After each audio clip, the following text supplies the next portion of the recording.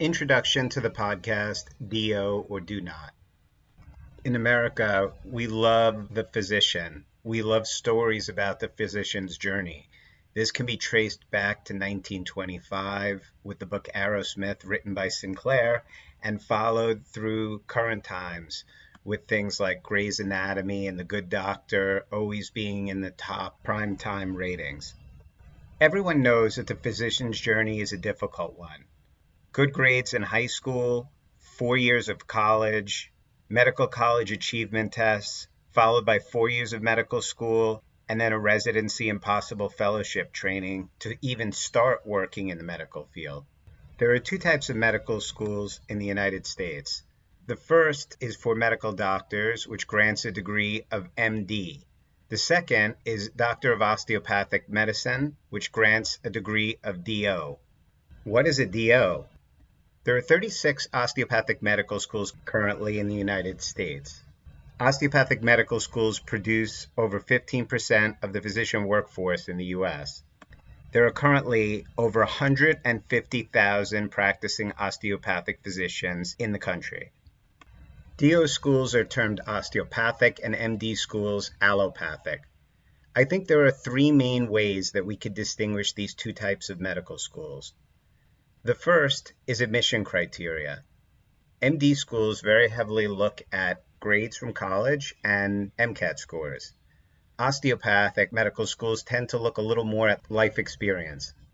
Core curriculum in osteopathic and allopathic schools are almost identical. However, osteopathic schools require manual medicine classes or osteopathic manipulative therapy classes, which MD schools do not. Finally, osteopathic medicine has a slightly different philosophy, trying to focus on patients as a whole as opposed to a summation of parts. Interestingly, many allopathic schools have taken this philosophy as well.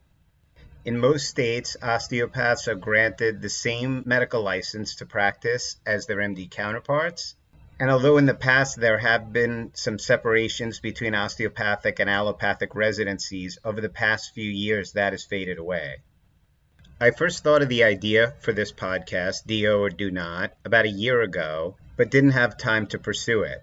About 6 months ago, a medical student named Tianyu, who you'll meet in our upcoming episodes, came to me looking for a project. I told him that I had a lot of good ideas for research. However, I had an even better idea for a podcast, and he was brave enough to embark on this journey with me. Our goal is to interview osteopathic physicians in different stages of their career and journey and hear about how they decided to go to osteopathic school, what their experiences were like, what their residency, fellowship, and what practice is like, and hear about the difficulties and successes throughout their career. There are three people that I consider target audience for our podcast. The first would be undergraduate students that are thinking about a career, that are not sure what they want to do with their life, maybe that are sitting in an interview room waiting to interview at an osteopathic school and not knowing if that's the right thing for them or the right fit.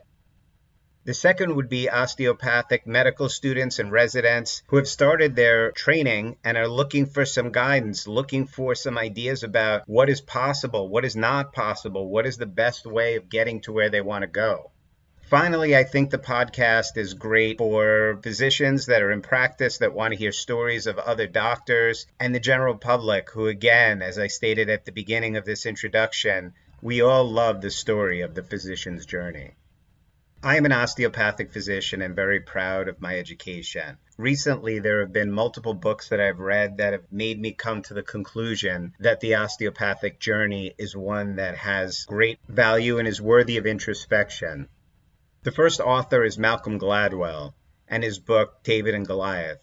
In this book, he looks at David not as an underdog, but as someone that uses different pathways than the conventional to obtain his goals. The second book is Range by David Epstein, where he argues that life experience and trial and error is superior than the straight and narrow path.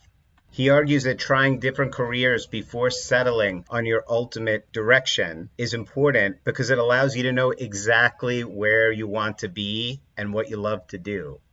The third book that I would reference is Grit by Angela Duckworth. Angela argues that there's more than just straight grades and test-taking ability, and that hard work, dedication, and quote-unquote grit can sometimes make a difference over all other factors. The goal of the podcast is not to convince people that osteopaths are better or that students should want to go to osteopathic school. It's merely to present my perspective and the perspective of other doctors, sharing their journey, telling us about the things that made them strong and the things that made them cry. All of these things have value.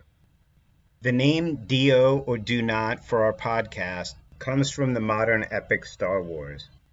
In this story, a young boy named Luke is looking to find his direction, is looking to find his career path, and comes across a mage who gives him advice and trains him. In an ultimate test, the mage asks Luke to move an immovable rock. Luke responds with, "I will try." The mage comes back with profound advice. He says, "Try not. Do or do not. There is no try." The physician journeys we present in this podcast do not have try in their vocabulary. I hope you enjoy the podcast as much as we did making it. Truly, Ian Storch and Tianyu.